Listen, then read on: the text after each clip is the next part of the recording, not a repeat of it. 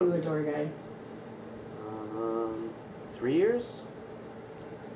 Sounds right. Yeah. Did you do, after you got passed, did you quit or did you stay for a while? No, I quit immediately because I don't want to be that guy. Uh-huh. That's funny. And then what was next after you were passed? I was a real estate agent for like a year, and then I got a writing job on Jeff Ross's show, so I quit my real estate job, and I haven't had a square job since. Oh, that's awesome. Was real estate your only normal job?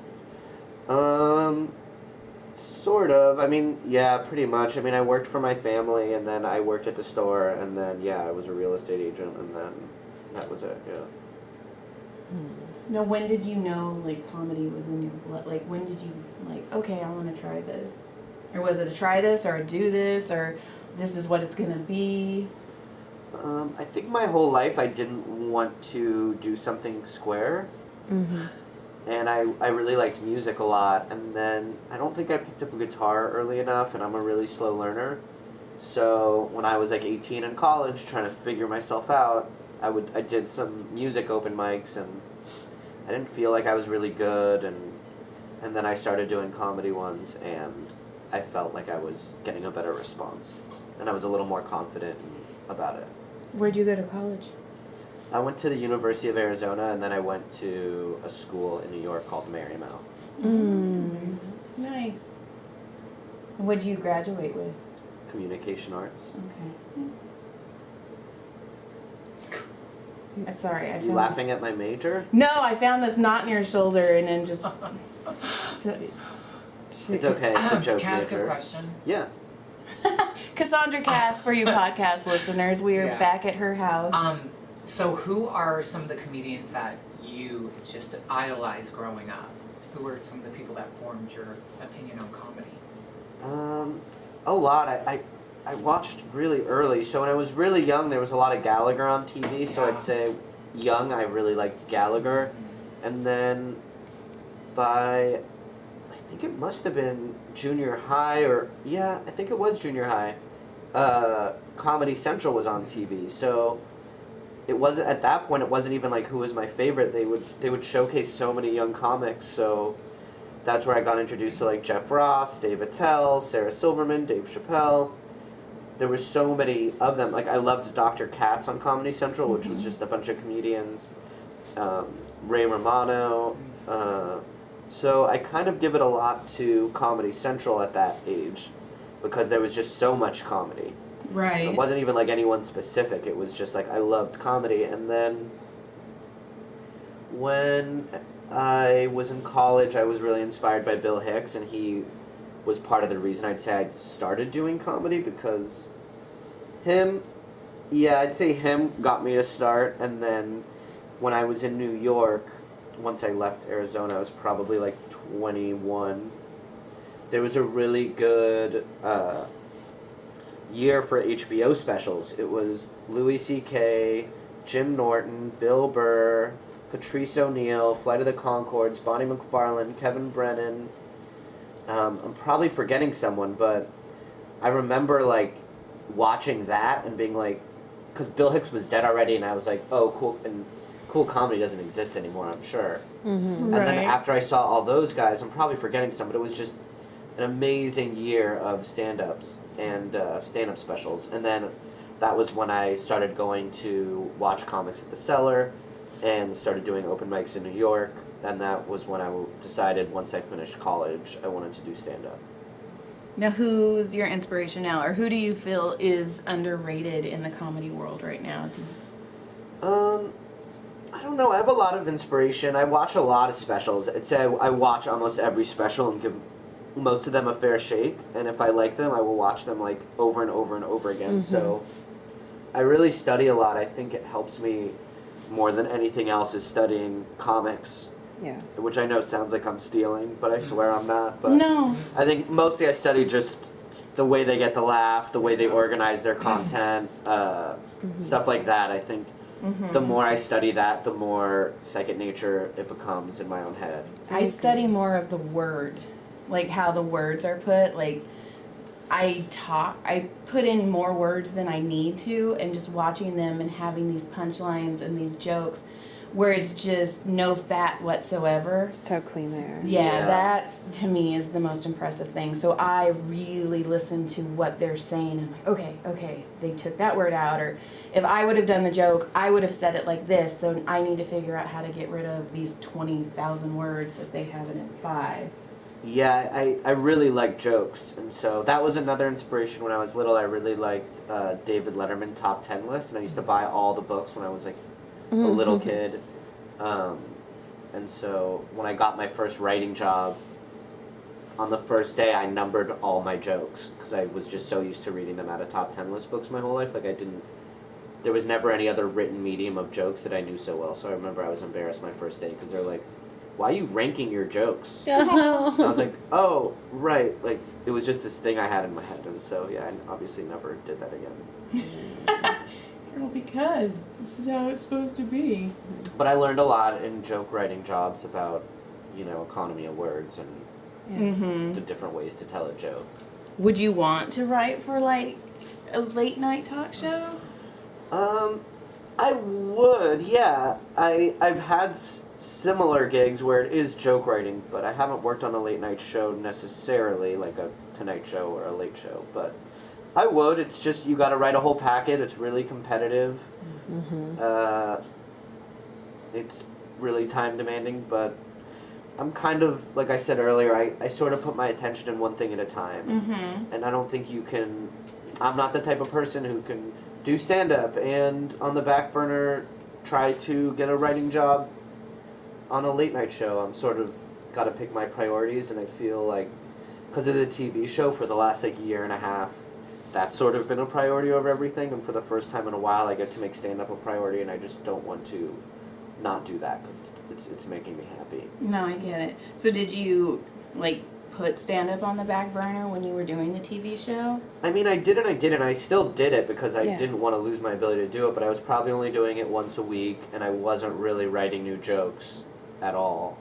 So that's just kind of there's something about my brain where I really need to really, really care about something for it to work. And so it wasn't like my stand-up was terrible during the course of that time, but I just wasn't writing or anything, so I didn't have my you weren't heart, developing new stuff. Yeah, I really throw everything at that one thing when I like it. And so I Okay. think that's just what's required out of me because I'm lazy and stupid.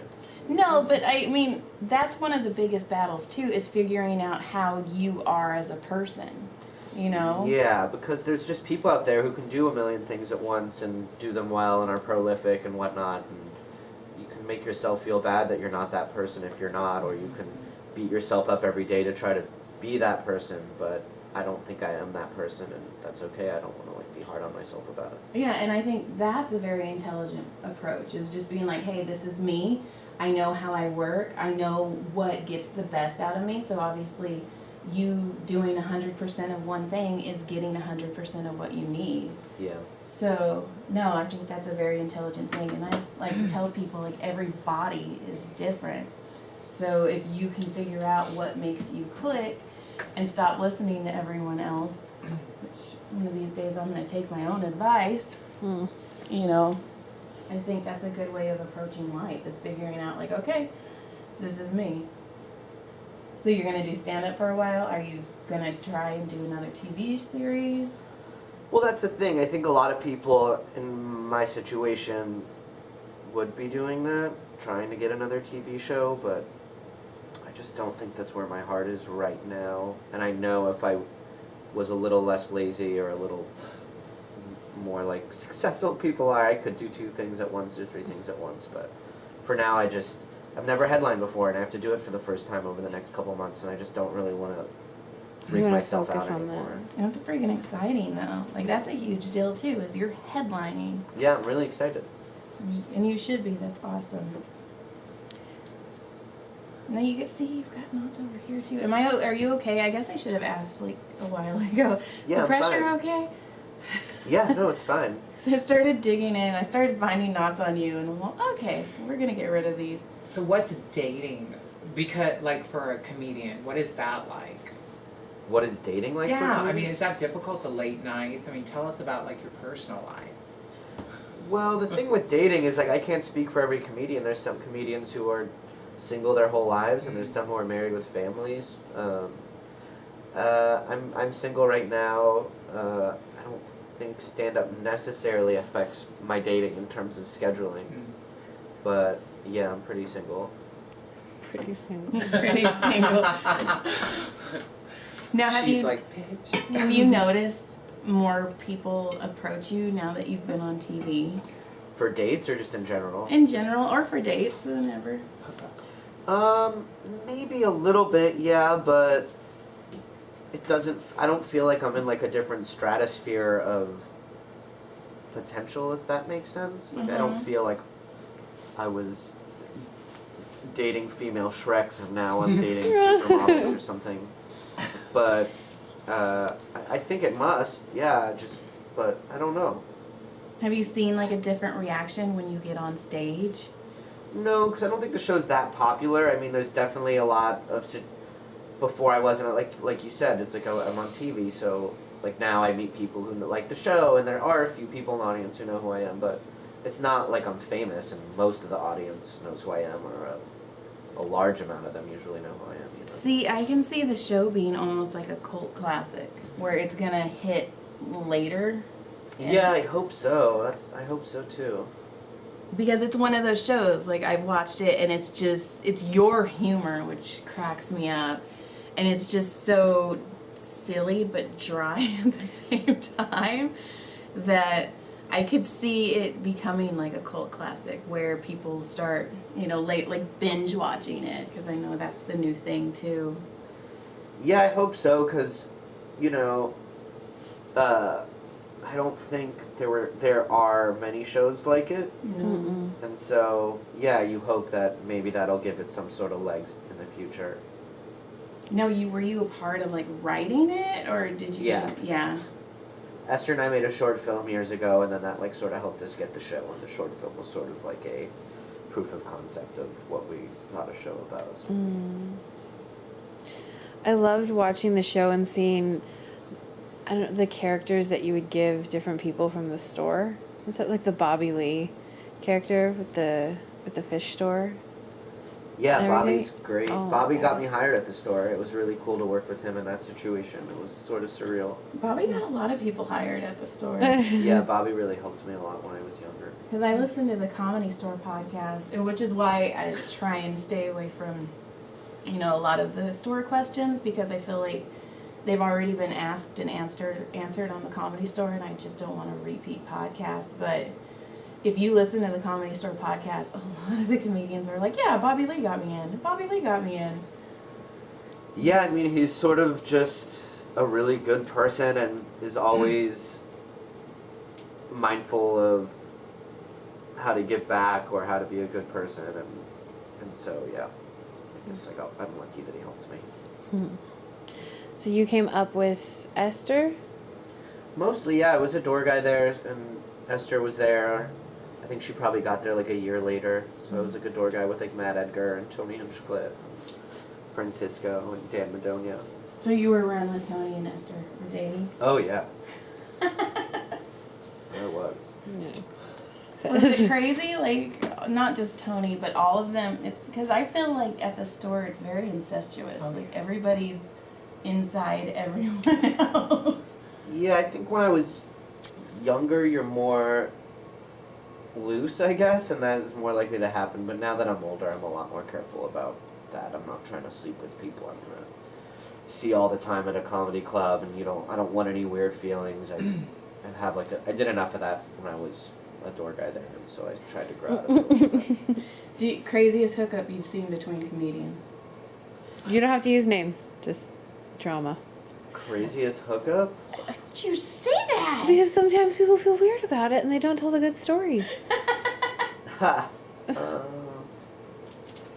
You can tell us names after, but you don't have to do it on camera. Like most surprising, you mean? Oh yeah. It's hard to say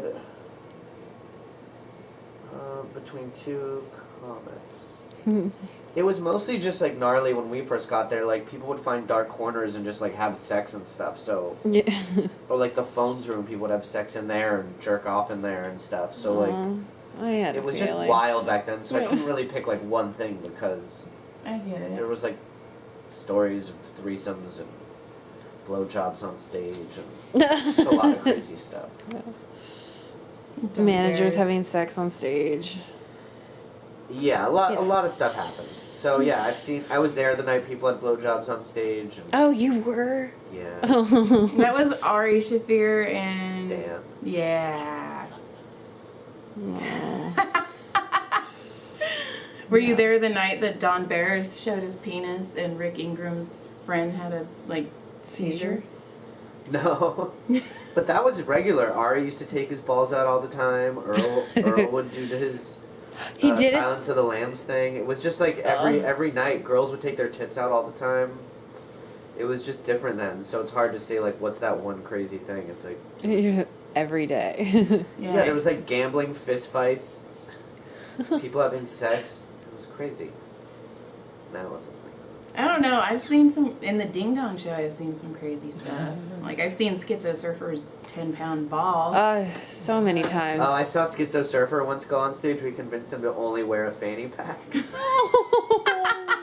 it's just him in a fanny pack. And like you could tell like 10 seconds in he was like the look on his face was like, I think I regret this. Oh no! And Dawn takes so many pictures. I have in my No phone way right to- now. I have a picture of Schizo Surfer's ball Oh, with Stasha Patwell next, like her having her face next to it, so we could have a size comparison. Oh no!